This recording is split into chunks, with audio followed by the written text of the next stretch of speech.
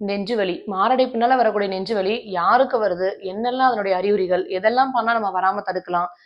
Golden ஹவர்ன்னு சொல்லக்கூடிய அந்த 1 மணி நேரத்துல என்ன மாத்திரைகள் போட்டா நம்ம உயிர காப்பாத்தலாம்? இது எல்லாத்தையும் பத்தி இந்த வீடியோல பார்க்கலாங்க.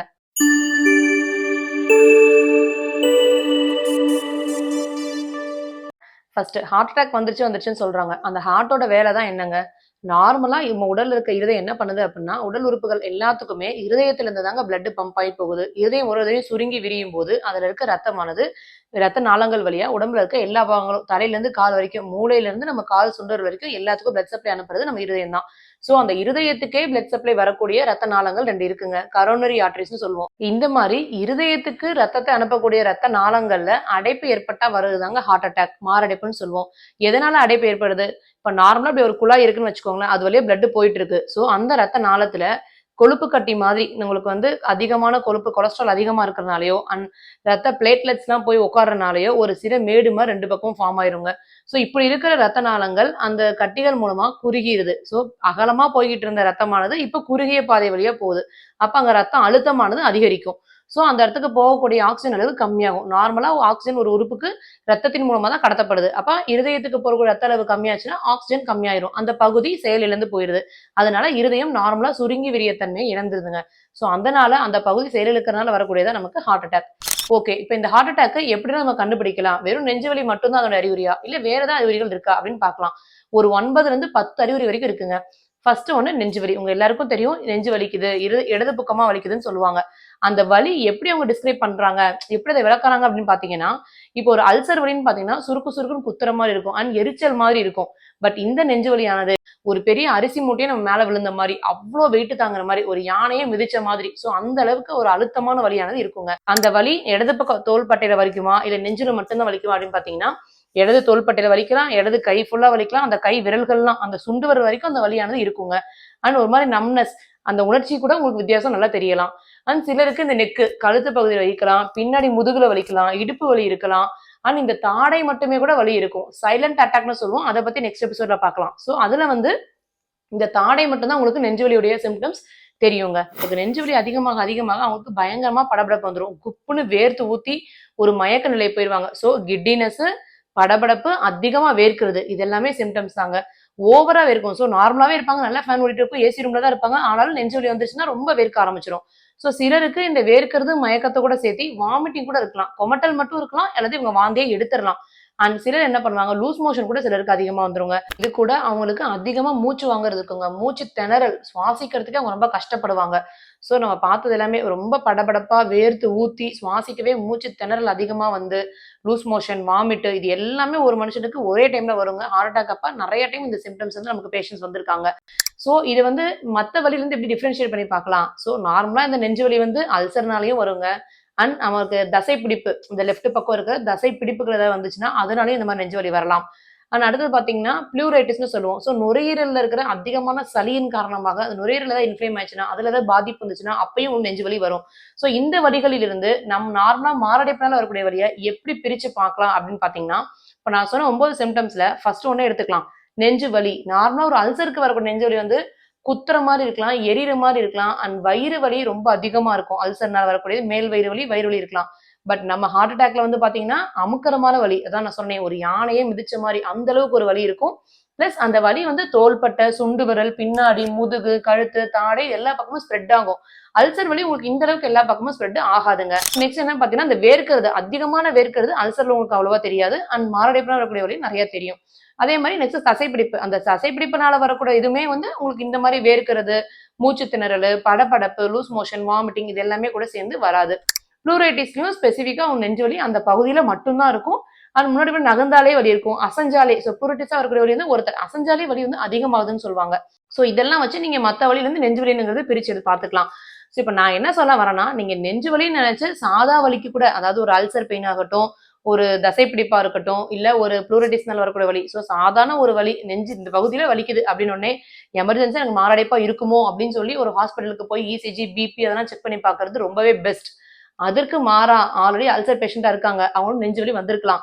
பட் நமக்கு தான் எப்பவுமே அல்சர் இருக்கே, நமக்கு தான் வயிறு வலி அதிகமா இருக்குமே, எப்பவுமே போலதான் இருக்கு. சோ இது மாரடைப்பு கிடையாது. இது நமக்கு அல்சர் பெயின் தான், மாரடைப்பு கிடையாது அப்படின்னு சொல்லி நீங்களாவே வீட்ல அதை குறைவா எடை போட்டுட்டு ட்ரீட்மெண்ட்க்கு பார்க்காம இருந்துடாதீங்க. Over diagnosing is always best. So heart attack யாருக்கு வருது, எப்படி வருது, என்னென்ன அறிகுறிகள் எல்லாமே பார்த்துட்டோங்க. இது எப்படி ப்ரிவென்ட் பண்ணலாம், அதாவது வரதுக்கு முன்னாடி நம்ம தடுப்பு முறை என்னன்னு சொல்லி பார்க்கலாங்க. மெயினாக டயட், நம்ம சாப்பிட்ற உணவு முறை தான் நம்ம வாழ்க்கையில் எப்படி நம்ம வாழ போகிறோங்க எல்லாத்தையுமே தீர்மானிக்குதுங்க. அதிகமான சுகர் அண்ட் சால்ட்டு, ஆயில் இது எதுவுமே கூடாதுங்க. ஸோ இது மூணையும் நீங்கள் கம்மி பண்ணிட்டீங்கனாலே நார்மலாக fruits and green leafy vegetables இதெல்லாம் எடுத்துக்கிட்டாலே நம்ம லைஃப் ஸ்டைல் நல்லாவே இருக்கும்.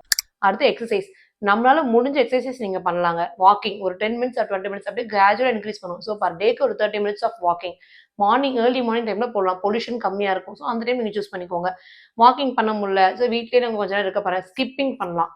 இல்லை காலையிலே மூவ்மெண்ட் மாதிரி இப்படி உட்காந்துட்டே காலை அப்படி ஆட்டி ஆட்டி ஆட்டி எக்ஸசைஸ் பண்ணுறது, காலில் இருக்க மசில்ஸில் இருக்க கலோரிஸ்லாம் பர்ன் பண்ணுறதுக்காக. ஸோ இப்படி இப்படியே நம்ம ஸ்கிப்பிங் பெடலிங் பண்ணுற மாதிரி கால் ஆட்டுறது. ஸோ இந்த மாதிரி சின்ன சின்ன எக்ஸசைஸ் உங்களால் முடிஞ்சதை நீங்கள் தாராளமாக பண்ணலாம். வாக்கிங், ஜாகிங், ஸ்கிப்பிங், ஸோ ஏதோ ஒன்று நீங்கள் ஃபாலோ பண்ணிக்கோங்க.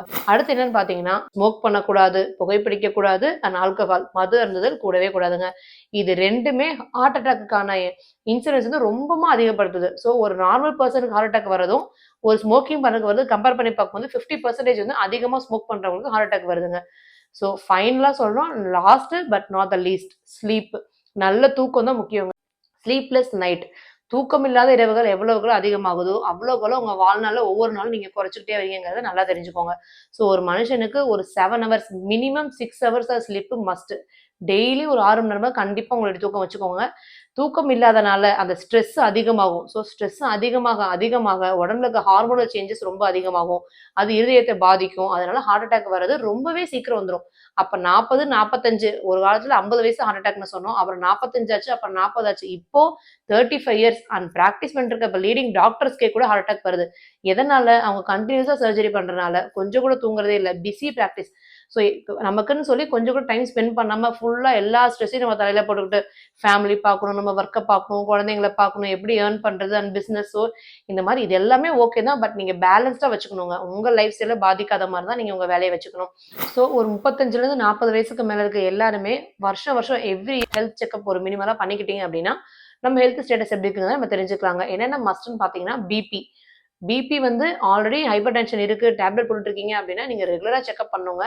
இது வரைக்கும் பிபிஏ இல்லை அப்படிங்கிறவங்க அட்லீஸ்ட் 6 மந்த்ஸ் ஒன்ஸ் ஆகுது அப்போ உங்கள் பிபிஏ செக் பண்ணிக்கோங்க. Next cholesterol level every 6 months to or 1 year ஏதோ ஒரு நீங்கள் வந்து ஃபாலோ பண்ணிக்கணும். So every 1 year once cholesterol checkup பண்ணிக்கோங்க. அண்ட் சுகரும் அதே மாதிரி தாங்க, எவ்ரி 6 to 1 yearக்குள்ளே நீங்கள் வந்து சுகர் செக்அப் பண்ணிக்கணும்.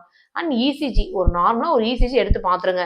ஸோ சிலருக்கு வந்து இசிஜி நார்மலாக இருக்கலாம், அது ட்ரெட்மில் பண்ணிட்டு ஒரு எக்ஸசைஸ் பண்ணிட்டு அப்புறம் ஒரு இசிஜி எடுக்க சொல்லுவாங்க. ஸோ அதில் ஏதாவது சேஞ்சஸ் இருக்கான்னு சொல்லி பார்ப்பாங்க.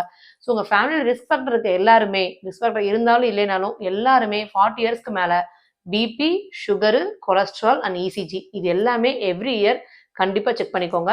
அதன் மூலமாக நீங்கள் தெரிஞ்சுக்கலாம், ஒருவேளை நமக்கு ஏதாவது ஒரு பேலன்ஸ் இல்லாமல் ஒன்று அதிகமாக இருக்குது ஒன்று கம்மியாக இருக்குது அப்படின்னா அது தகுந்த மாதிரி நீங்கள் மாத்திரையை போட்டு ஹார்ட் அட்டாக் வருது, இதயம் வந்து நோய் வரதுக்கு முன்னாடியே நீங்கள் வந்து தடுத்து நிறுத்தலாம். அதுக்கு நமக்கு மேக்ஸிமம் வேஸ் நம்ம கையிலேயே இருக்குது, நம்ம அதை கரெக்டாக யூஸ் பண்ணாலே போதுங்க. கடைசியாக வருவோம், என்ன ட்ரீட்மெண்ட்டு. ஸோ மாரடைப்புக்கு ஃபஸ்ட்டு எமர்ஜென்சியாக நம்மளால் முடிஞ்ச முதலுதவியாக என்ன மருந்து கொடுக்கலாம், அதை தான் நம்ம வந்து நெஞ்சு வலி, உயிர் காக்கும் 3 மாத்திரைகள்னு சொல்லி நம்ம ஒரு ஷார்ட்ஸ் போட்டிருந்தோங்க. ஸோ அதை பற்றின நிறைய டவுட்ஸ் நம்ம கமெண்ட்டில் வந்துட்டே இருக்குது. இப்போ நான் அதுக்கான விளக்கத்தை உங்களுக்கு கொடுக்க போகிறேன். என்னென்ன மாத்திரை சொல்லியிருந்தேன், aspirin, clopidogrel and statin, atorvastatin, rosuvastatin, any statin.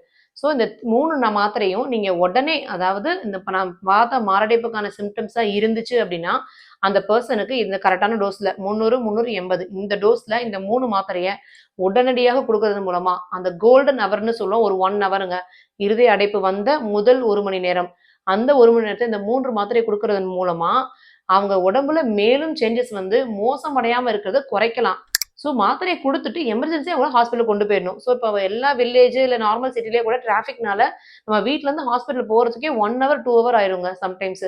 அந்த மாதிரி டைமில் நீங்கள் இந்த மாத்திரையை போட்டுட்டு போனீங்க அப்படின்னா நல்லாவே எஃபெக்ட் இருக்கும். ஸோ இந்த மாத்திரையை போட்டனால எத்தனையோ பேர் உயிர் வந்து காப்பாற்றப்பட்டிருக்கு. அண்ட் இந்த மாத்திரை போடாதனால அந்த டிலே இன் டைம், அந்த கூட்டிட்டு போகிற டைம் டிலேனாலேயே எத்தனையோ பேர் நம்ம காப்பாற்ற முடியாமல் டெத்து கூட ஏற்பட்டிருக்குங்க. ஸோ அந்த எமர்ஜென்சி ட்ரக்காக தான் நம்ம அந்த 3 ட்ரக்கு சொல்லியிருந்தோம்.